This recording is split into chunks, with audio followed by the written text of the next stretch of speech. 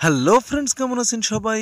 আশা করি সবাই খুব ভালো আছেন। অ্যান্ড্রয়েড এক্সপার্ট বাংলা চ্যানেলের পক্ষ থেকে সকলকে স্বাগতম জানাচ্ছি। তো ভিউয়ার্স, আজ আমি আপনাদের অ্যান্ড্রয়েড ফোনে থাকা সবচেয়ে গোপন 5টি সেটিংস সম্পর্কে কথা বলবো, যা 99% লোকই জানে না। আর আপনি যখন দেখবেন সিম্পলি অবাক হয়ে যাবেন। তো ভিডিও শুরু করার পূর্বে সবার কাছে একটাই রিকোয়েস্ট, যারা এখনও পর্যন্ত আমার চ্যানেলটি সাবস্ক্রাইব করেননি প্লিজ সাবস্ক্রাইব করবেন। আর যদি এই ভিডিওতে এখনও পর্যন্ত লাইক করে না থাকেন, অবশ্যই ভিডিওতে তাড়াতাড়ি একটি লাইক করে দিন।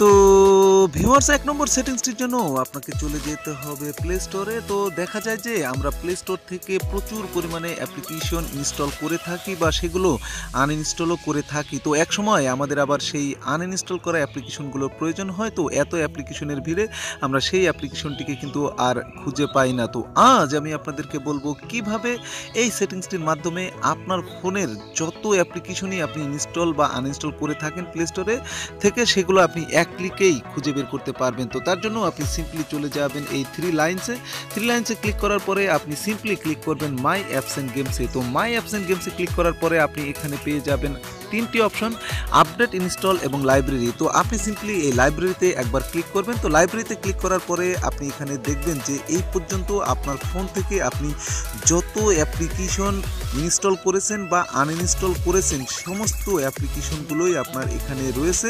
চাইলে আপনি সেই আনইনস্টল করা অ্যাপ্লিকেশনগুলো এখান থেকে এক ক্লিকে আবার ইনস্টল করে নিতে পারবেন। তো ভিউয়ার্স, নিঃসন্দেহে দারুণ একটি সেটিংস। এই সেটিংসগুলো আপনাদের অবশ্যই ভালো লাগবে। তো এখন আমি আপনাদেরকে বলবো 2 নম্বর সেটিংসটি সম্পর্কে। তো 2 নম্বর সেটিংসটির জন্য আপনাকে সিম্পলি চলে যেতে হবে গুগল ক্রোমে। তো অনেক সময় দেখা যায় যে আমাদের বন্ধুদের পার্সোনাল ফটো ভিডিও আমরা দেখতে পাই না চাইলেও, কারণ হচ্ছে তারা বিভিন্ন প্রকার লক অ্যাপ্লিকেশন ইউজ করে সেগুলোকে হাইড করে রাখে। তো এখন এই সেটিংসটির মাধ্যমে আপনি হাইড করা বা লক করা সমস্ত পার্সোনাল ফটো ভিডিওই দেখে নিতে পারবেন আপনার বন্ধুর ফোন থেকে। তো তার জন্য সিম্পলি আপনি অ্যাড্রেস বারে সার্চ লিখবেন file clone slash SD card. তো যখন আপনি file clone slash SD card লিখে সার্চ দিবেন, দেখবেন যে এই ধরনের একটি ইন্টারফেস আপনার সামনে চলে এসেছে। তো এখন যদি আপনি এখান থেকে তার ফটো কি দেখতে চান, তাহলে একটু জুম করে নেবেন এবং এখানে দেখবেন যে আপনার DCIM লেখা রয়েছে। তো এটাতে আপনি একবার ক্লিক করে দিবেন। এটাতে ক্লিক করার পরে দেখবেন যে তার ফোনে থাকা সমস্ত ফটোর আপনার ফোল্ডারগুলো শো করতেছে। তো আপনি এখান থেকে সেই ফোল্ডারতে ইন্ডিভিজুয়ালি সিলেক্ট করে সেই ফটোগুলো দেখে নিতে পারবেন। তো আমি সিম্পলি এখানে এই ক্যামেরাতে ক্লিক করলাম। তো ক্যামেরাতে ক্লিক করার পরে দেখেন যে সে যত ফটো তুলেছে ক্যামেরা দিয়ে সমস্ত ফটোগুলো এখানে রয়েছে এবং আপনি যেই ফটোটি দেখতে চান জাস্ট সেটাতে একটা ক্লিক করবেন। ক্লিক করার পরে দেখবেন যে এখানে সেই ফটোটি শো করতেছে এবং এর জন্য আপনার কোনো প্রকার ইন্টারনেট কানেকশনেরও প্রয়োজন হবে না। তো ভিউয়ার্স, নিঃসন্দেহে এটিও একটি দারুণ সেটিংস। এই সেটিংসটিও আপনার কাজে লাগবে। তো এখন আমি আপনাদেরকে বলবো 3 নম্বর সেটিংস সম্পর্কে। তো 3 নম্বর সেটিংসটির জন্য আপনাকে সিম্পলি চলে যেতে হবে আপনার ফোনের সেটিংসে এবং সেটিংসে গিয়ে আপনি জাস্ট স্ক্রল ডাউন করে নিচের দিকে আসলে এখানে পেয়ে যাবেন অ্যাক্সেসিবিলিটি। তো আপনি জাস্ট এই অ্যাক্সেসিবিলিটিতে একবার ক্লিক করে দিবেন। অ্যাক্সেসিবিলিটিতে ক্লিক করার পরে আবারও একটু স্ক্রল ডাউন করে নিচের দিকে আসবেন। এখানে আপনি পেয়ে যাবেন কালার ইনভার্সন, বা আপনার ফোনে শুধু ভিজিওনও লেখা থাকতে পারে। তো আপনি সিম্পলি এই কালার ইনভার্সনটাকে করে দিবেন অন করে দেওয়ার পরে আপনি এখানে দেখবেন যে আপনার ফোনটির ব্যাকগ্রাউন্ড এখন ব্ল্যাক হয়ে গেছে এবং এটি আপনার ফোনের চার্জ অনেকাংশে বাঁচিয়ে দিবে এবং আপনার চোখকেও ফোনের ক্ষতিকর রশ্মি থেকে সেভ করবে। তো নিঃসন্দেহে এটিও একটি দারুণ সেটিংস, এটি আপনারা ইউজ করতে পারেন। তো এখন আমি আপনাদেরকে বলবো 4 নম্বর সেটিংসটি সম্পর্কে। তো 4 নম্বর সেটিংসটির জন্য আপনাকে আবারও চলে যেতে হবে গুগল ক্রোমে। তো গুগল ক্রোমে যাওয়ার পরে আপনি সিম্পলি এখানে সার্চ করবেন ক্রোম